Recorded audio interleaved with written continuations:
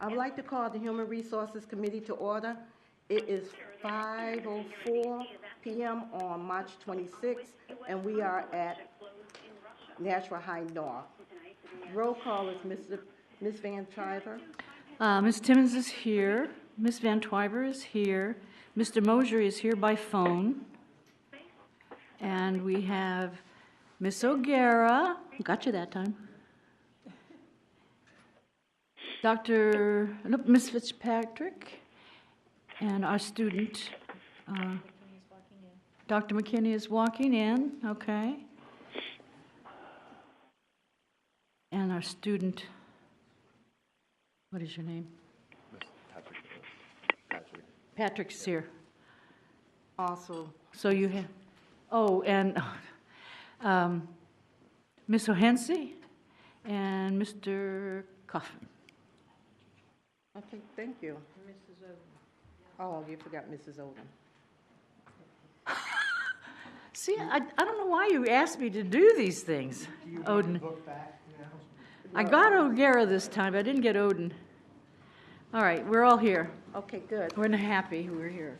Okay. On the agenda, we have 3 items: the administrative interview, personnel recommendations, and administrative recommendations. Now, in your package that you got last week, we have the principal for Nashua High North, the director for special education, and the principal for Ledge Street Elementary School. So the first person I'd like to call is Mr. Burns. He's interviewed for the Nashua High School North. Could you come down? Mr. Burns, we have about a half an hour to spend with you, and so would you like to give us about, tell us a little bit about yourself, and maybe our board may ask you a few questions after that. Sure. Thank you for having me here today. So I'm Nate Burns, currently the interim principal here at Nashua North. I've been in the Nashua School District for the past 17 years, lifelong Nashua resident as well, so I went through the system. I began my teaching over at Elm Street Middle School. I taught 7th and 8th grade and 9th grade science, as well as an English class to our at-risk students there. That was my trial by fire the first couple of years of my teaching experience, but it went pretty well. From there, at the same time, I was coaching track and field and cross country at the high school, and wanted to kind of get up into the same level as the students that I was teaching, and I always had an interest in biology. I taught I was a biology major at Boston University, and I went and did research on cystic fibrosis at Mass General Hospital before coming into my teaching career. As I went to the high school, taught biology for a few years over at Nashua High School South. The school split during that time, and then I found my way over here to Nashua North. I've been teaching biology and forensic science. I started the forensic science program here a few years back, and then that was about the same time that I was the head of the science department. Worked closely with the head of the science department over at South and on the leadership team here at North.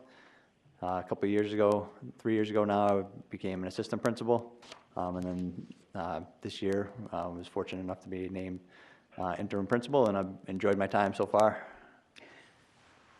Okay, thank you. Do we have any questions? Okay, Mrs. Van Triver. Thank you.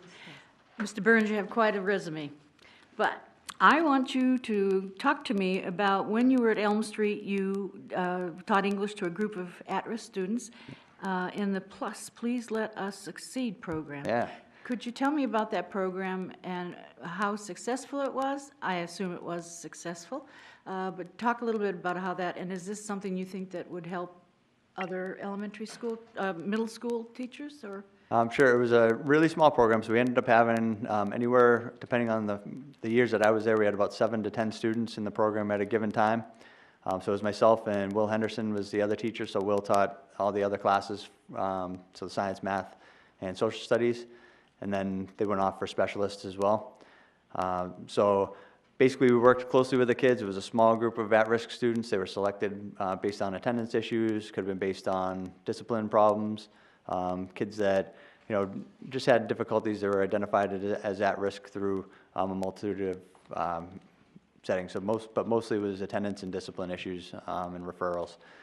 The students worked pretty hard. They were very difficult. Some would come and go. I mean, they were a transient population. Some of them were being placed. Some of them weren't always living with their families because of the transition and things going on. I think it was a great program. It was just one of those things that for me, it was my first couple of years, so it was a really difficult and challenging process. I mean, that's how I learned, some classroom management techniques, kind of how to move forward, and I was basically one step ahead of them each day. Not exactly sure why the program went away. I know we had the Phoenix program that kind of came up, so I think that took a lot of the students away into that. And then since then, we've had a couple other things like Brentwood and a couple other programs. We have new directions here. It's not quite the same because those are more focused on a special ed population, but these are those other kids that sometimes got lost. And I think it was good just to find a way to work with them, build them a connection, get them involved in the school. Some students were very successful. Others, attendance issues were still pretty heavily present, and some of them still struggled a little bit academically as well. But there were times where students would show up late the next day because of issues that happened at home, or they wouldn't come in. But I've seen a couple of them. I have a couple kids that are really successful. One's working at, I've just ran into him a couple years ago. He's over at Jordan's Furniture. It was great to see him. He's a really successful salesman on the floor now. So it's nice to see that a couple of them, I'm hoping, we made an impact on them, but I haven't seen or heard from too many of the others. So this was for the whole year they were together, and was there an assessment program, or how could you tell that they were getting growth? I don't really think, at the time, I don't think there really was a way that we did it. We just kind of followed the curriculum, so they were all 7th graders the first year, they were 8th graders the next year, and just kind of working through. There wasn't any official means to identify growth or move forward other than just following the curriculum and working with them to try to pass the classes. In all your years of teaching, can you tell me about some other program where you were pretty successful in improving the performance of the students? I think one of the things... Play it north. So one of the things that we really did, as head teacher for our science department, we created a couple of common assessments, in physical science and biology.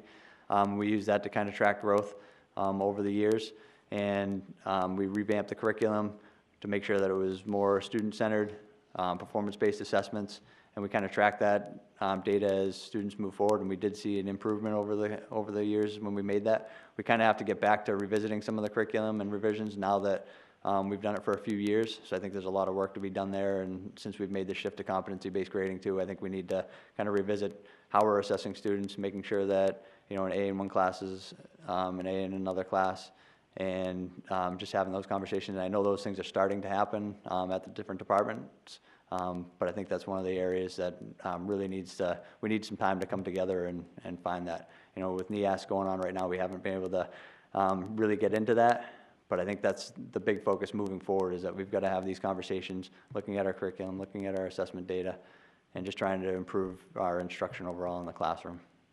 Thank you. Okay, Ms. Lancy? Thank you. I have a question about climate.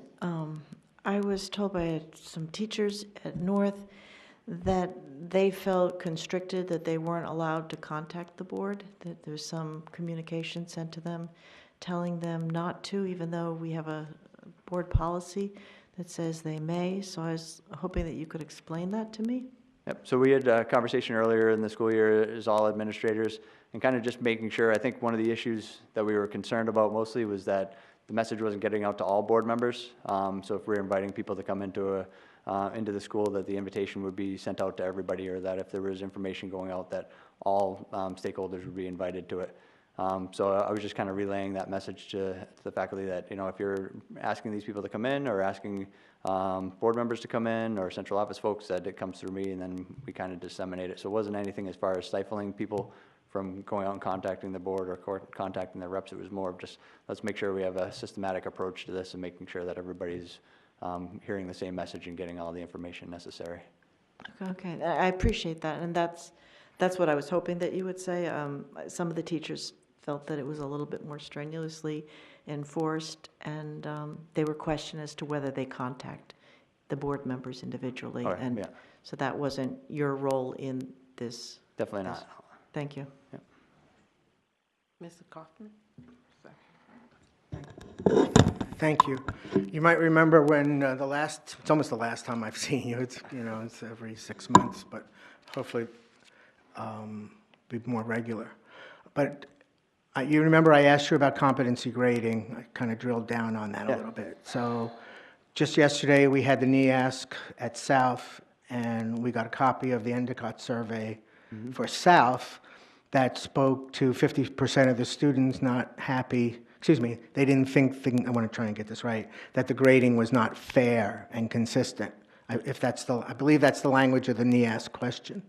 So it's 50% at South. Now, I also understand there was the same, is it the same Endicott survey that's Same conducted survey, here? yes. So it is the same questions, they're very consistent? Yeah, I think they change based on the years, but we're on the same cycle as South, so our questions would be the same.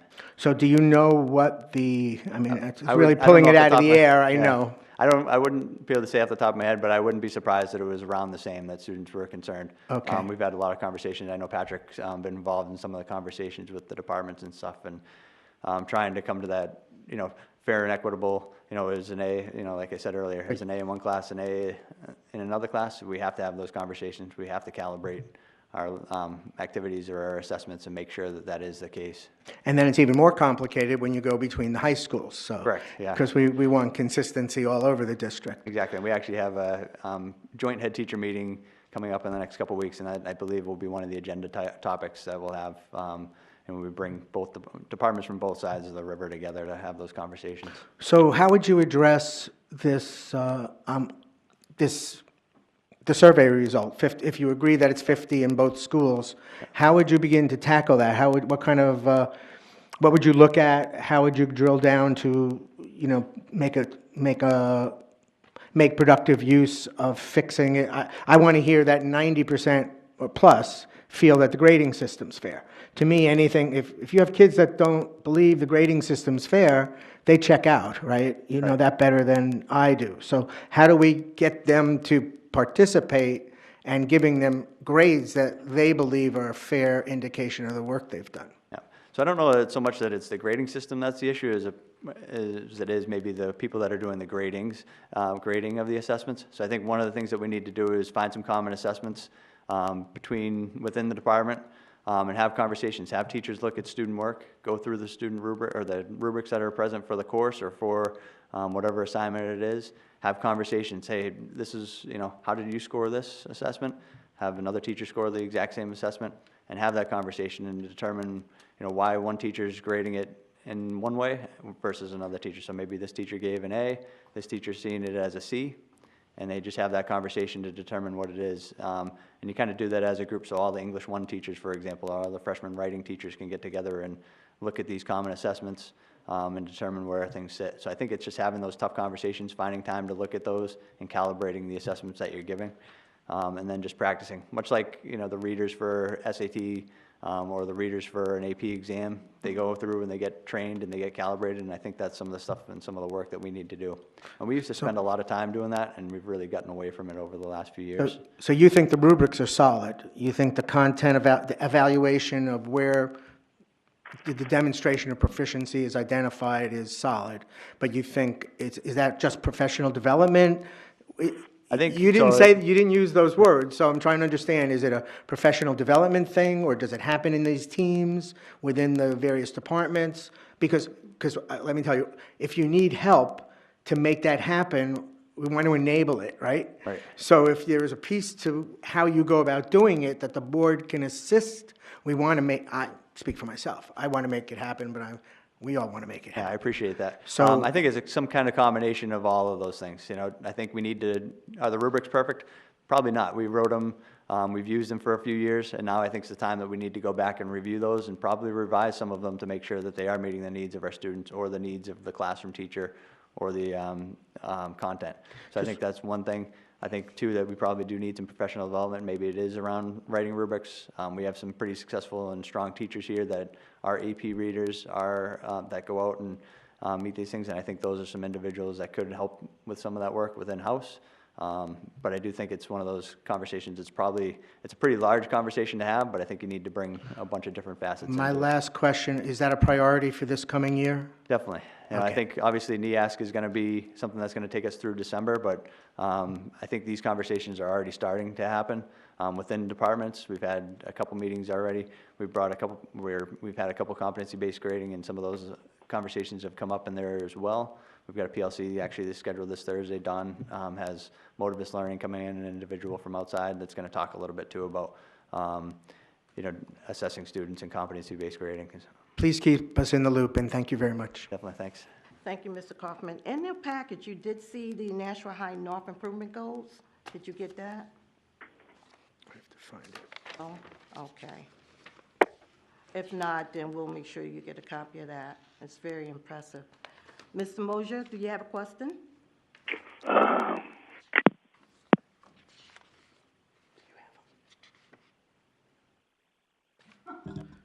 No? Mr. Moser, are you there? Want to make sure he's there. Okay. All right, while we wait and see what happened with Mr. Moser, Ms. Odens has a question. Okay, thank you. Nate, we saw you a lot when we were doing competency-based education and E-Block, you head teacher, and then you moved on to assistant, and here you are interviewing for the principalship.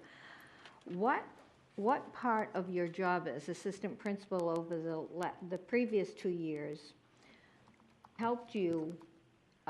What was the most helpful when you became interim principal here at North? I think one of the things is probably just the relationships that you can develop with the students. So, as a classroom teacher, you see certain students fairly regularly. You work with the same group of kids, 30 kids per class. I think the big thing is, as an assistant principal, you start to work with some of the other kids and see some of the issues that they bring in from home or from outside of school, and start to see, some of the mental health issues or some of the substance abuse issues that they may be dealing with or their parents or families are dealing with. So I think that was kind of a really big eye-opener. And then also just working with teachers in a different light, seeing what their needs are and working through those things. So I think those are the two biggest pieces, I'd say, that helped to moving forward in this place. And then just kind of seeing what some of the needs are within the school as a greater whole. So what are our goals? Where are we at right now as far in terms of student achievement, and where do we want to go? And I think, obviously the biggest issue moving into this year, I think, was the culture and climate. And I think that's been the real focus here this year, and I think we've done a pretty good job as a team trying to make improvement. Okay, thank you. Mr. Moser, are you still there? Yes, I am. Okay, do you have a question? Any question for Mr. Burns? I don't have a question for him, but I'd like to compliment him on his impressive resume. Thank you very much. My thought is that he seems to be well-rounded, and with some more experience, I think that he's going to become a fantastic principal in time. Thank you very much. Appreciate that. Thank you, Mr. Moser. Anything else? Any other questions? Not directly for Kaufman? Mr. Burns, I just want to say, the information you related to the goals is not part of this packet. Okay. So I did not have that to Okay, reference. thank you. No, but I do not have an additional That's question. okay. All right. Okay. All right, thank you, Mr. Burns. All right. Thank you. Ms. Bagley?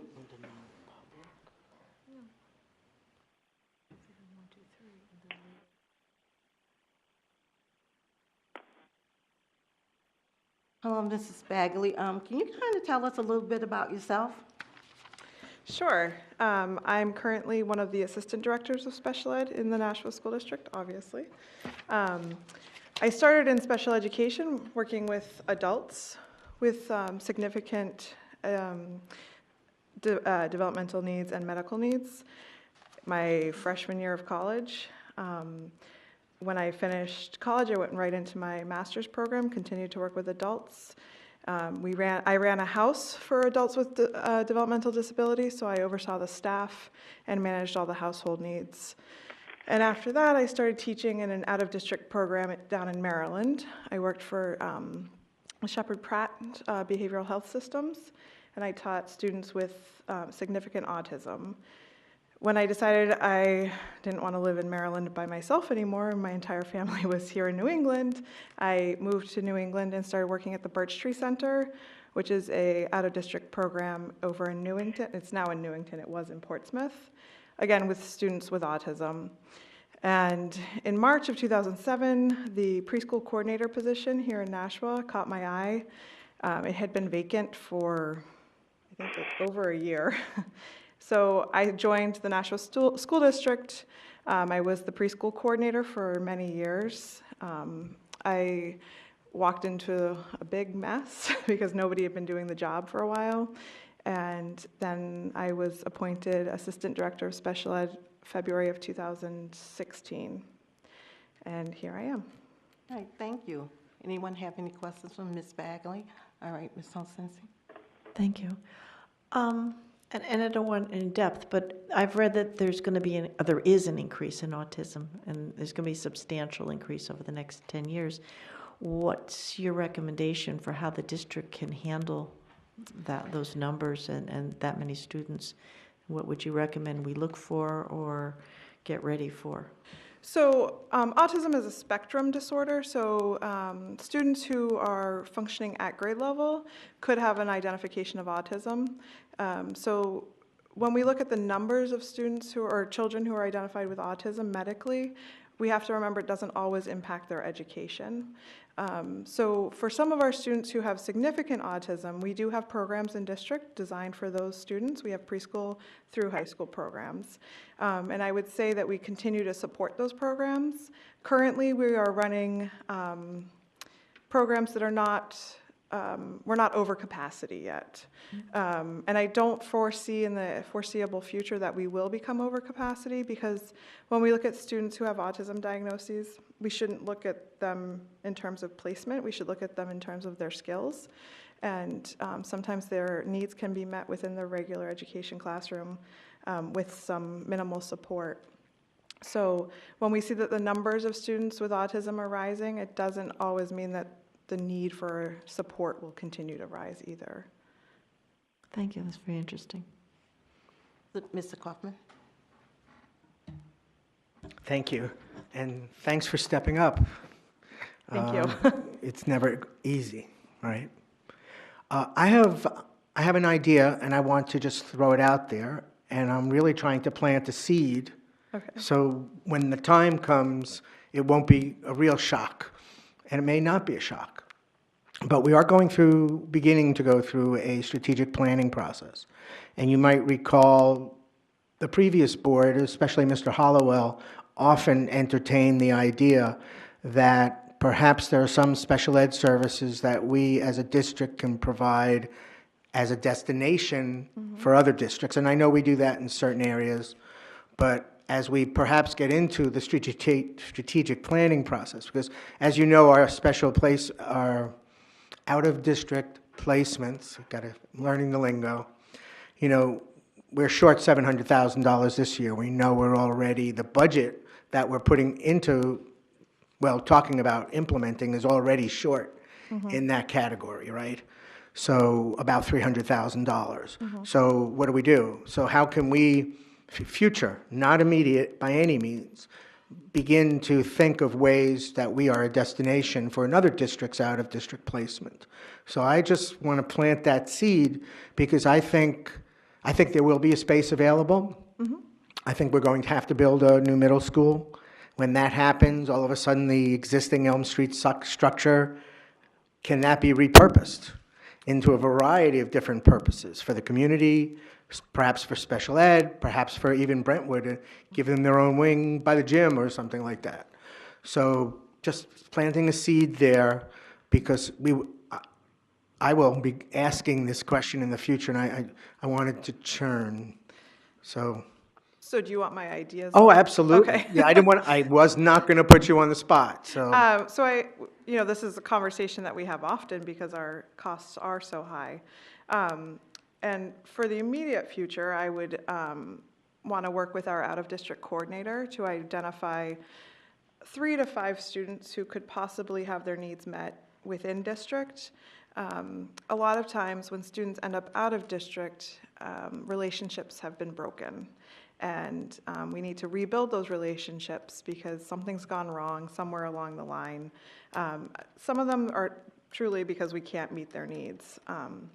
So I would start having conversations with those teams that the students are supported by and seeing what is also available, what we can replicate in Nashua and what we can't replicate in Nashua.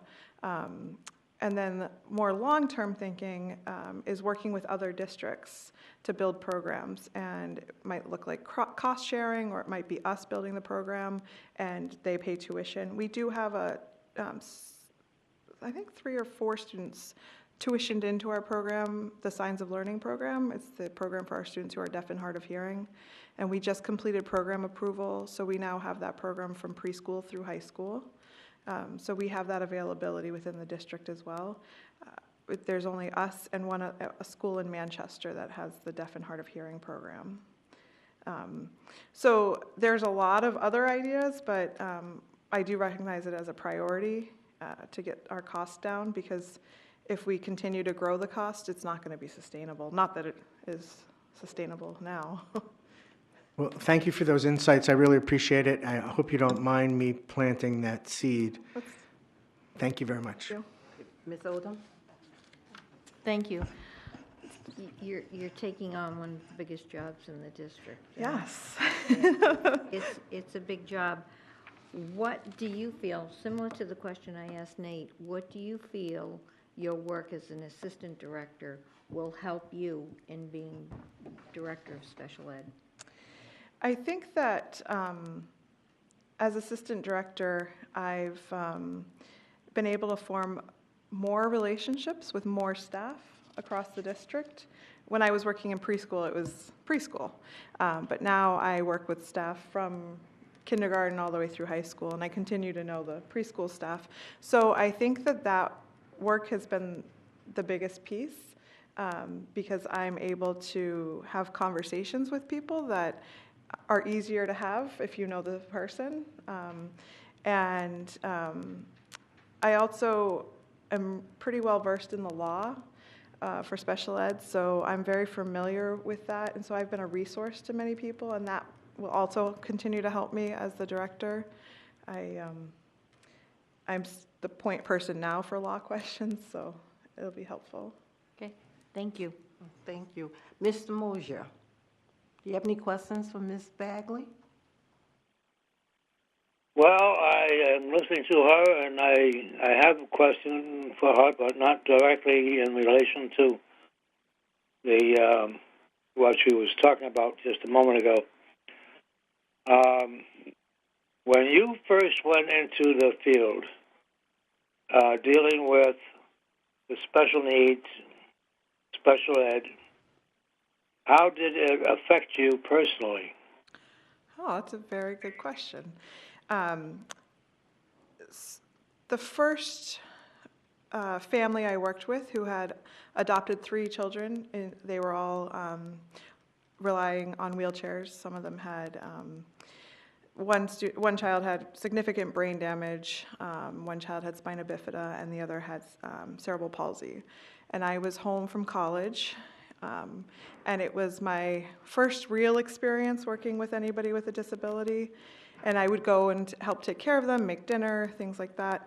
And the first week I drove home crying every night because it was tough to see, and I was crying because I felt bad for them. But what I've learned is that we shouldn't feel bad for our students or because they teach us so much more than we could ever learn in a classroom. I'm still in touch with that family. The children are older now, much older. And I can't thank them enough for everything they've taught me. And they got to still experience life experiences just different than you and I would. And, you know, it's a great way to look at life. Yes, I agree. And I know that you know, the things that touch us as a learning thing, we are on a learning curve when we're dealing with the children. In my experience in adult ed, I had to dealt with some mental and a lot of physical disability, and try to overcome this by teaching skills that can do with the hands, and see the progress they make and how glad they are when they finally able to do something, do it correctly, and have a finished product that they can exploit. But at the same time, I too, following like you say, you get some of them that are from such difficult circumstances that it does affect you emotionally to a greater or lesser degree.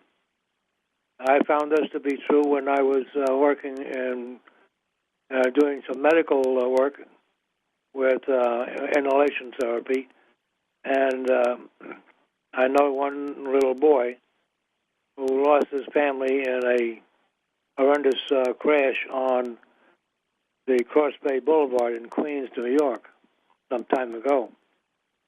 And I think that to see how that had affected the hospital staff as well as the resuscitation and so forth that we had to do.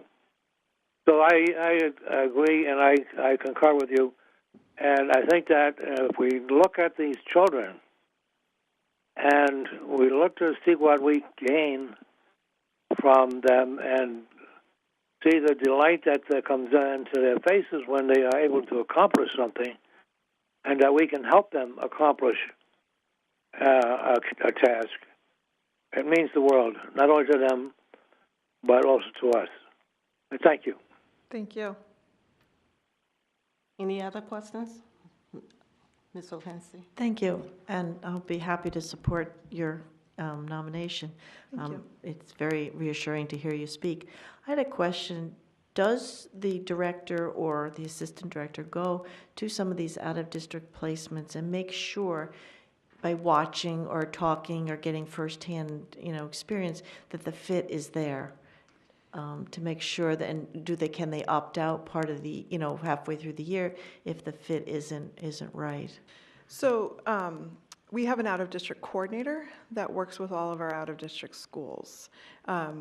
The director has visited some of the schools, and depending on the needs of the students, we do move students around if it's not an appropriate fit. If the IEP,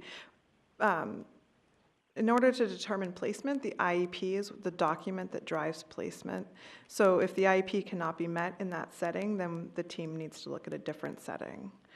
So that has happened. In fact, we're working with one of our out-of-district schools right now about the way they provide services and write services into IEPs, because as a district, we don't find it appropriate. So we're working with them to revisit those service provisions. I'm glad that we have, in situation observation to make sure that it works. Thank you. Thank you. Any other question? Yes, Ms. Van Farber? Ms. Bagley, my heart goes out to you because I could not do your job.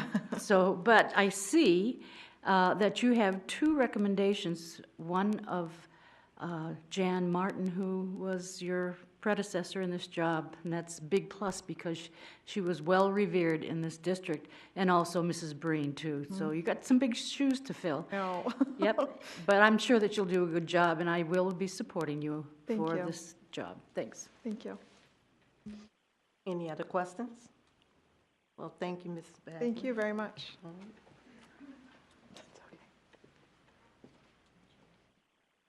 Mr. Miller, it's your turn. You're on the hot seat, sir.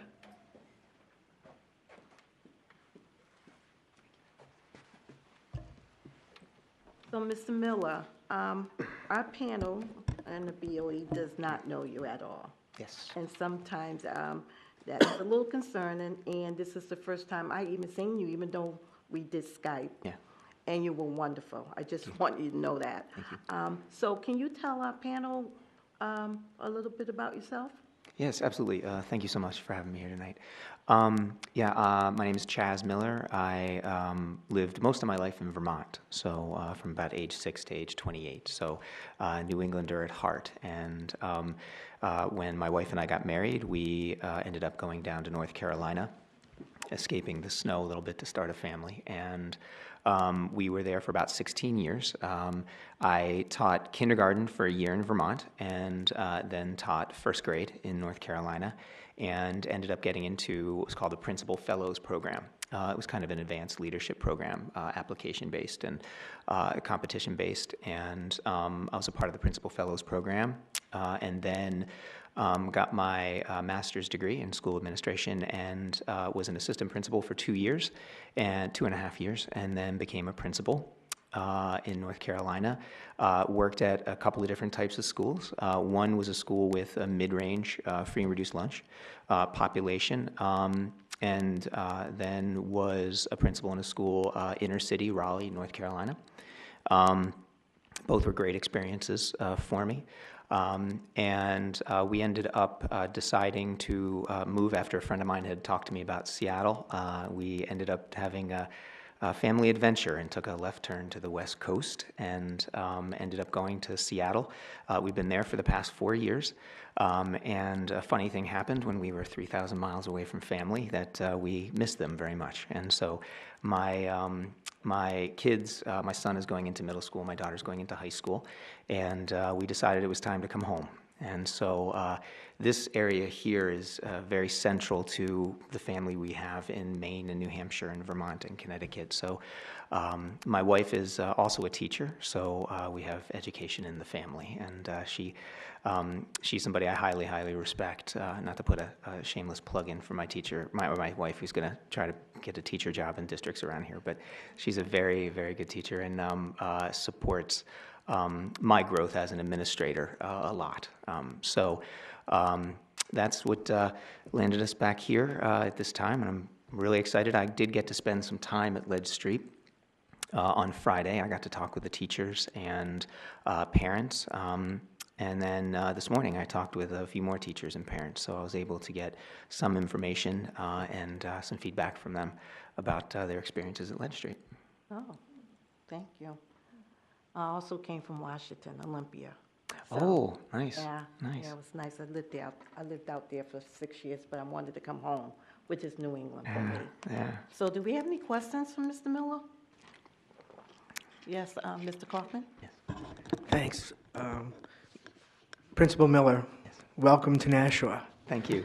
Thank you. Very happy to be here. I'm very interested in a couple of things in your resume. I've been on the board 2 years, and in that period of time, I've come to really know and understand finally and appreciate we are an urban district. We are very, very diverse. It's not the same Nashua that it was 10 or 15 years ago. And that's fine. Diversity is a good thing.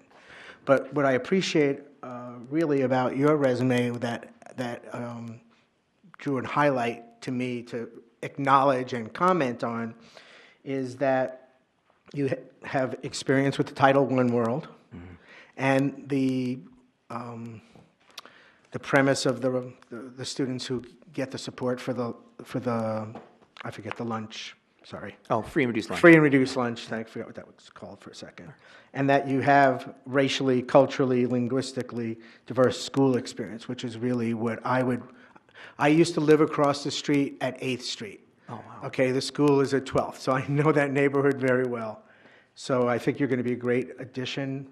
But I do want to ask you this. Midway through your cover letter, you speak to the powerful teaching and learning construct and the skills thinking application relationships, the STAR assessment tool, to measure effectiveness. And then you've highlighted in your resume that the particular Ardmore Elementary during the last year, 2016 through 17, moved from 52% of classrooms showing, I guess, implementing these techniques to 77%. So we see a 25% growth in 1 year.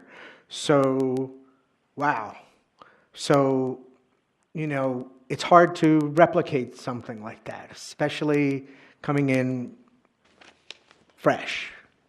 So I would personally not expect that kind of result, but I'd be more than pleased if it did happen.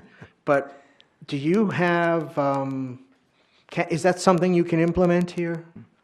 Okay, is it reproducible in our other schools if we get it going under your tutelage? Okay, well. Yeah, yeah. I can go into detail if you want me to explain a little bit about that. Oh, absolutely, thank you. Sure, Mr. Kaufman, thank you. Yeah, it's part of it's Baker Educational Research Consultants is what they're called. And it's a group that he's based out of Olympia, actually, I believe. And it's the basis and the premise of it is that there are tried and true basic tenets of teaching that we've been doing for thousands of years, that if we can just do these things, and they're very simple, there is huge learning gains. And they're smaller things, but I won't go into the edge-speak of it all, but it's broken down into concepts and processes, which is really thinking less about recalling information and thinking more about conceptual information as we teach. Going into concepts and processes, question and discussion. So how are question and discussion, how is that being done in the classroom? Is it one teacher asking one student a question and then having that student answer and everybody else is passively learning? Or is it the teacher saying, I'd like everybody to turn and discuss their answer so that they process their thinking and they're able to process with peers in particular. Purpose and expectations, it's thinking about, as we think about objectives, and not just posting an objective on the board and having it up there, but posting the objective, going over it with the kids, and then saying to the kids, taking again, maybe 20 seconds to say to the kids before they start, this is done K through 5, so here's our objective, I can, putting in an I can statement, and then saying to the kids, now I want you to turn and discuss, why is this even important? Why do you think we're even learning this today? And engaging that. And the way I described that to the teachers is that we were in a room and there was a fan going, and it was kind of the hum of a fan. And all this is based on brain research, all the Burke items. And I said to the staff, how many of you were actually listening to the fan as I was talking? And they were like, no, we weren't listening to the fan at all, but the fan was still going. So the brain was not in tune to the fan. The brain was in tune to what we told it to be in tune with, which what I was talking. And so we need to do the same thing with the kids in their learning. We need to tell them this is what you need to focus your brain on. And we need to do it throughout the lesson. So in not just having it posted and then have them forget about it, it's got to be another 10 minutes. Oh, this is why we're doing this, and this is why we're doing that. Don't forget, it can be done individually, as a whole group, little things like that. And the fourth part is environment. And it's about, instead of looking at it as discipline, it's looking at it through social emotional learning, looking at it through restorative practices, and looking at it through natural and very purposeful consequences. And so making that's done through positive behavior intervention support and other things that I have experience in. So, but having kids turn and talk about their learning, it's a no-brainer, right? I mean, there are these things that are out there that if we do those, they have just great, they have a great impact on learning. So those things are highly reproducible. And the teachers, a lot of them are already doing some semblance of it. It's just more formalizing it. So there's no special program you need. There's no millions of dollars. It's doing the things that are tried and true and having fidelity with them and measuring them and having accountability as we go forward. Thank you. That's a great answer. I do want to make one observation, though. You might, I know you were in the back when we were speaking with Mr. Burns, and I mentioned that Endicott study. So there's 130 some odd pages of questions and answers for staff, students. Wow. And the parents, the children, the high school, and the staff. But one of the things that comes out in there is this context for learning. This basic core point that you just made is that here you have success in K through 5, getting the kids to understand the context of their learning. So, Mr. Burns, I think you need to speak to him. I'm making a joke here. Don't freak out, people. What I'm saying is that core premise, because one of those questions on Endicott is they don't see the relevance to what they're learning, right? So if we could do it in 5th grade, and I believe it's reproducible, even, older kids learn from their younger children, from the younger siblings. So this might be a way where we can cross-pollinate that idea and get the kids in high school actually thinking what they're learning is relevant. Because I personally believe that's one of the biggest disconnects and why we have problems with performance of the students, what we would prefer, is I don't think they feel vested and understand why they're learning. So I would thank you so much for your explanation. I really appreciate it. Oh, thank you, Mr. Kaufman. Thank you, Mr. Kaufman. Any other questions? Mr. Moser, Yes, you're I'm on. fascinated by the story about the fan. And it as a matter of programming, I think when I would be at the podium in one of my classes on computer electronics, and I was alert enough. I worked at this very hard to recognize the fact that some of those people, that I was losing them for one reason or another. They were adults, and I had one that was a woman who had 4 children, and she was concerned about them. I had another one who was a biker, and he was in a wheelchair, and well, you get the idea that there's all different kinds, and you have to observe your students and see where you are with them and where they may be going, because the kids are the same way. I found that out with my own kids. I have 5. That they tend to when you're lecturing them on something that's important, and you see them start to drift away, you have to do something or say something or bring something to their attention that brings them back to focus on what you're doing, what you're talking about, so that whatever it is can soak in. Because these people, whether they're adults or children, they are like sponges, and we talk about that so many times. Well, the kids are like sponges; they soak up everything. Well, that's true, but you want them to soak up the right thing, and you want to direct them to what you want them to soak up. So I think that the teacher has to be very astute in watching for signs of that mental drift. And it's like with the fan. You hear that constant whirring of the motor or the flap of the blades or whatever the case may be. And that is I would say in kind of a religiosity way, that this was the devil enticing them away from what you want. It's just the right way. When I was a kid, and I used to get drifting away when I had to work a problem in long division, because they didn't have any calculators then. The only thing we had was our fingers and toes. So, yeah, and that was difficult, and but the sister, the teacher, she had the way watching everybody, and then when she saw them, kind of moseying along, thinking of the nice sunshiny day outside, she could draw them back and get them focused again on what it was she was trying to do. So yeah, I like the analogy with the fan. That's very good, and I thank you for that, bringing that up. I think that's a lesson we all learned. Thank you. Thank you, Dr. Moser. Any other questions? Yes, Ms. Thank you.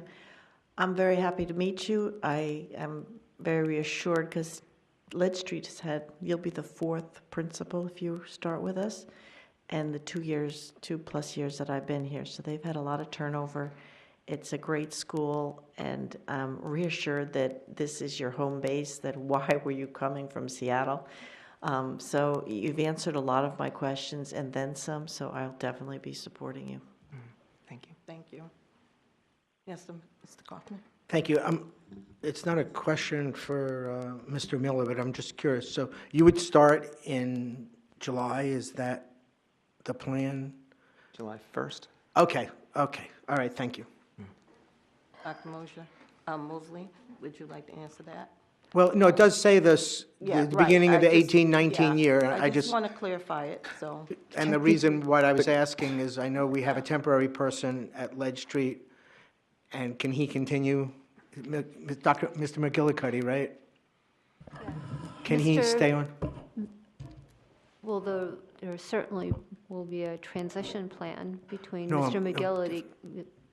Different question. So all the administrators are July 1 to June 30th, the fiscal year. So Mr. McGillicuddy leaves on June 30th, and Chaz would start on July 1. Okay, terrific, because I knew there were, okay, great, answers my question. Thank you. Chaz, you do not need to start on July 1. I only know this because I was technically supposed to start on July 1 too, but July 1 is actually Sunday. Oh, okay. So you're allowed to take that day Thank you, off. Dr. Moseley. I appreciate that. I will allow you to come in July 2nd. Thank you. You know July 4th is 2 days later, right? Oh, okay. Keep that in my calendar. Okay. Do we have any other questions? No questions. Good. Thank you, Mr. Miller. Great. Thank you all very much. If not, can we have a motion to set the candidates for this position before us? I move, motion- Madam Chairman, to accept these three people for the positions that they have been brought forth tonight, and to send it to the full board for approval. Mr. Moser? Second it. Okay. And then, of course, we're in favor, so any? You have to take the vote. Okay, I'm sorry. Roll call? Mr. Moser? Yes. Ms. Van Twyver votes yes. Ms. Timmons? Yes, Oh, you- yes, yes, It's unanimous. yes. Ms. Timmons, I have a question. Yes, Mr. Kaufman? Thank you. So, given the fact that we've just filled our North Principal position, or at least the board will be voting on that in the next Right. meeting, Right. I'm just curious if the administration would entertain, I can't make a motion because I'm not a member of the committee, but I'm curious to know if the administration would support a motion, perhaps by a board member, to nominate Heather Lusky as assistant principal for the North High School for the same 18-19 school year. And the reason why I ask that and bring that up now, and I think we've done this in the past, is when we move someone into a new position, and I believe Ms. Lusky is also an interim, that we can take advantage of not losing Ms. Lusky. I understand she's done a great job for us this year. And so, I mean, I can't make that motion, but I do want to ask Dr. Moseley, Chair of the committee, if that's something that they would consider at this time. I'm not really familiar with her or how that process will work. So if Ms. O'Gara would kind of. Okay, Dr. Moser. Dr. Moseley? I love Heather. I think she'll do a great job. But the answer to your question is no. She's going to go through the process, and it's going to be opened up. And she'll compete for the job just like everyone else will. And that's nothing against you, Heather. You know how dearly I think of you and everyone. But ultimately, the nomination will come from Mr. Burns, the principal, and whoever he decides to be part of his team, that's what it'll be. But Heather and everyone else will go through the process. I think it's good. Makes you earn it. Thank you. Thank you, Mr. Kaufman. Ms. Oldham? I wanted to ask Dr. Moseley, too, is that part of the NASP contract, that jobs have to be posted, openings have to be posted, and people go through the process? Is that part of the NASP contract? I don't know if it's part of, that's proper procedure. I think, as much as, again, this is nothing against Heather or anything like that, but I think when you actually go through the process and you really open it up, I think it's good hiring practice. I think it's equal opportunity, fair employment, all of those things that we are responsible through the law. And I think that, it's the best way for the district, and I think it sets precedence a little bit. I think we get some time where we can get some candidates in, and also, Miss Lucy, when she decides to go forward, given the fact that she has been here for close to about maybe 7 or 8 months, I think that she can demonstrate, her knowledge of the job, and, Mr. Burns can decide on who who he would like to go with. Ultimately, it's not, I guess it's the principal's responsibility to hire the assistant principal. I don't know if I answered you. Are you talking about the NEAS? Or? The Nashua Association of School Principals, Oh. the union. Yes. Okay. Yes. That was a long way of saying yes. Yeah. Okay. All right. The next thing on the agenda is personnel recommendation. We have dated March 2018 before us. And if there are any questions on that? Madam Chair? March 26, 2018. I move to accept the March 26 personnel recommendations. Moved by Ms. Van Tryver, second by Mr. Moser. Yes. Okay, second by Mr. Moser. Do we have roll call? Ms. Timmons? Here. Ms. Van Twyver votes yes. Mr. Moser? Yes. Okay. Unanimous. Okay, motion carries. Okay, on the back of the personnel recommendations, we have administrative recommendations, the nomination for Mr. Burns, principal, nomination for Ms. Bagley, and nomination for Mr. Miller. We have a motion on the floor to accept that accept that recommendation. Oh, Madam Chair, I think I got a little ahead of myself when I made the motion before. Well, that was for because- personnel recommendation. No, after we had the three do their presentations, and that's when I moved to accept it, so I might have been a little antsy on that. I want to make sure we got it done, I guess, huh? So I move, because this has the salaries in it, too. Right. I move